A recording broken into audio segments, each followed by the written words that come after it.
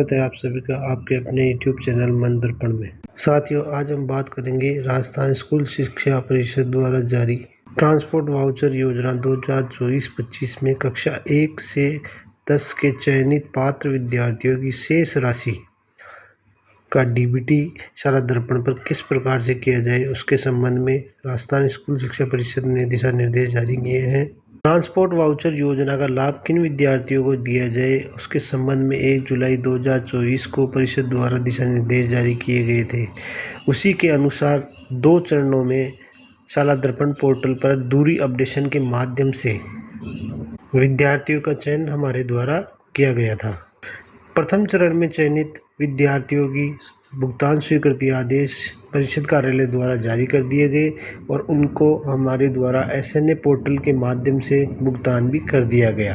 प्रथम चरण के पात्र विद्यार्थियों हेतु परिषद द्वारा मात्र 50% की राशि की वित्तीय स्वीकृति जारी की गई थी, जिसके अनुसार विद्यार्थियों का भुगतान एसएनए के माध्यम से किया गया है। उसके बाद जनवरी माह में फिर से पोर्टल को ओपन किया गया और पात्र 2 जून 2025 को दिए गए दिशा निर्देश अनुसार दिनांक 10 जून 2025 तक समस्त विद्यालय के द्वारा ट्रांसपोर्ट वाउचर मॉड्यूल में एंट्री की जानी है। जिन भी विद्यालय के पात्र विद्यार्थी ट्रांसपोर्ट वाउचर योजना में शो हो रहे हैं, उनके द्वारा पोर्टल पर डाटा अपडेट किया जाना है।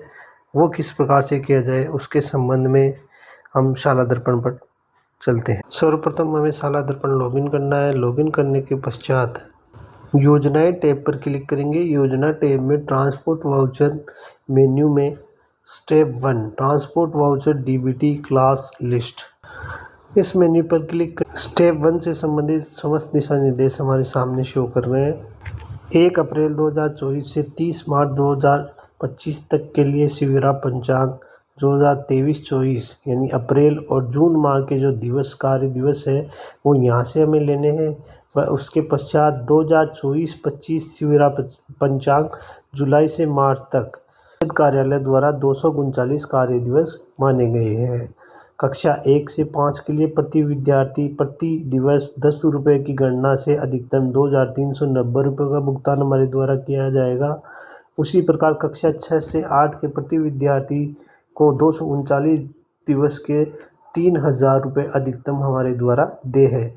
कक्षा 9 व 10 की बालिकाओं को 20 रुपये प्रति दिवस की गणना करते हुए अधिकतम 4780 रुपये सत्र पर्यंत यानी 239 दिवस के हमारे द्वारा अधिकतम जाएंगे। सेशन वाले मेन्यू से 2024-25 सिलेक्ट करेंगे।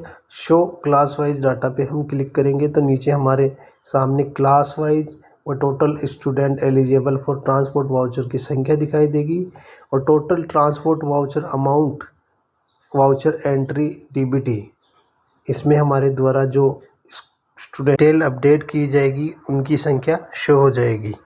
इस लिस्ट में आपको प्रथम एवं द्वितीय दोनों चरणों के चयनित समस्त विद्यार्थियों का डाटा आपको शो होगा। इसके लिए आप वाले मेन्यू पे क्लिक करेंगे। जैसे ही हमारे द्वारा view and update voucher amount entry पे क्लिक किया जाता है, हम स्टेप 2 में पहुंच जाते हैं, जहां हमारे सामने स्टूडेंट का नाम, एसआर नंबर व अन्य डिटेल जो हमारे द्वारा भरी जानी है वो हमारे सामने शो होगी। प्रथम स्टूडेंट का नाम शो हो रहा है, एसआर नंबर शो हो रहा है, उसके सामने ए और भाग बी दो हमारे सामने भाग शो हो रहे हैं। लास्ट में शो हो रहा है जनाधार स्टेटस। डीबीटी के माध्यम से जिनका भी भुगतान किया जाएगा उन सभी विद्यार्थियों का जनाधार ऑथेंटिकेट होना अनिवार्य है। भाग एम में 1 अप्रैल 2024 से अक्टूबर 2024 तक देय राशि। कक्षा 3 के विद्यार्थी का डाटा अपडेट कर रहे हैं, जो कि 133 दिवस में से 128 दिवस तक उपस्थित रहा, जिसके प्रति दिवस 10 रुपये के अनुसार 1280 रुपये का भुगतान हमारे द्वारा किया जाना है और उस विद्यार्थियों को हमारे द्वारा एसएनए पोर्टल के माध्यम से प्रथम चरण में 1280 रुपये का भुगतान कर दिया गया। इसी विद्यार्थी के भाग बी में 1 नवंबर 2024 से मार्च 2025 तक के लिए देय राशि में उतनी ही राशि हमें फीड करनी है जितने दिन विद्यार्थियों का भुगतान हमारे द्वारा किया जाना है। जैसे हम मान लेते हैं कि उसे 110 दिवस के 1100 रुपये का भुगतान अभी उसका पेंडिंग है, तो हम यहाँ 1100 रुपये भर के इसे सेव करेंगे। ये तो उन विद्यार्थियों के लिए है जिनका प्रथम चरण में हमारे SNA द्वारा भुगतान किया जा चुका है, उनकी द्वितीय किस्त का भुगतान अभी पेंडिंग है। अब कुछ विद्यार्थियों का चयन हमारे द्वारा जनवरी माह में किया गया, उनकी भी राशि हमें इसी प्रकार से भरनी है। दूसरे विद्यार्थी का नाम शो हो रहा है, उसके आगे 1 अप्रैल 2024 से अक्टूबर 2024 तक देय राशि। यहाँ हमें 133 दिवस में वो जितने दिन भी विद्यार्थी उपस्थित हुआ उसकी राशि 10 रुपये प्रति दिवस के अनुसार गणना करके हम यहाँ राशि भरेंगे। दूसरा पॉइंट है भाग MAE अक्टूबर 2024 माह तक भुगतान की गई राशि। यहाँ हमारे द्वारा, क्योंकि इसका चयन द्वितीय चरण में हुआ है, इसलिए उसे किसी भी प्रकार की राशि का भुगतान हमारे द्वारा नहीं किया गया है, तो यहाँ हम शून्य राशि लिखेंगे।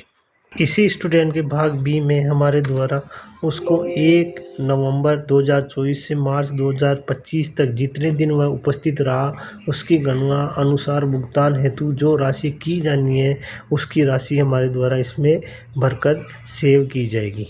यह कार्य पात्र एवं चयनित विद्यार्थियों का किया जाएगा।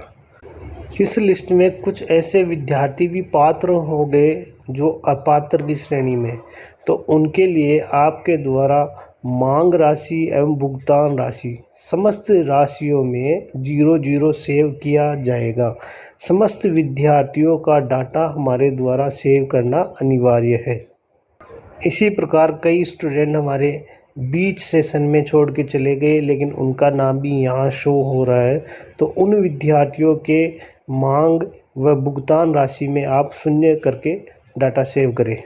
जो डाटा PS एवं UPS विद्यालय द्वारा सेव किया जाएगा वह PEO विद्यालय के PEO रोल में ट्रांसपोर्ट वाउचर योजनाएं टैब में है। ट्रांसपोर्ट वाउचर योजना वहाँ आपको ये दिखाई देगा, जो कि प्राइमरी और अपर प्राइमरी विद्यालय के द्वारा सेव किया गया डाटा आपको शो होगा और उसी को आपको PEO विद्यालय द्वारा लॉक किया जाएगा। जिस प्रकार से यूनिफॉर्म DBT का भुगतान CBO कार्यालय के द्वारा किया गया, इसी प्रकार अब इन विद्यार्थियों का भुगतान CBO कार्यालय के द्वारा IFMS के माध्यम से किया जाएगा। जो सैंक्शन आपको शो हो रही है उसका प्रिंट निकाले और CBO कार्यालय में भिजवाए। माध्यमिक और उच्च माध्यमिक विद्यालय जो नॉन PEO विद्यालय वे संबंधित विद्यालय अपने विद्यालय से इसी प्रकार डाटा अपडेट करके सैंक्शन आपके CBO कार्यालय में भेजें। प्रकार से यूनिफॉर्म DBT का भुगतान CBO कार्यालय द्वारा किया गया, उसी प्रकार ट्रांसपोर्ट वाउचर DBT का भुगतान भी अब CBO कार्यालय द्वारा किया जाएगा। आपको ये जानकारी अच्छी लगी हो तो कृपया चैनल को लाइक करें, शेयर करें और सब्सक्राइब करना ना भूलें।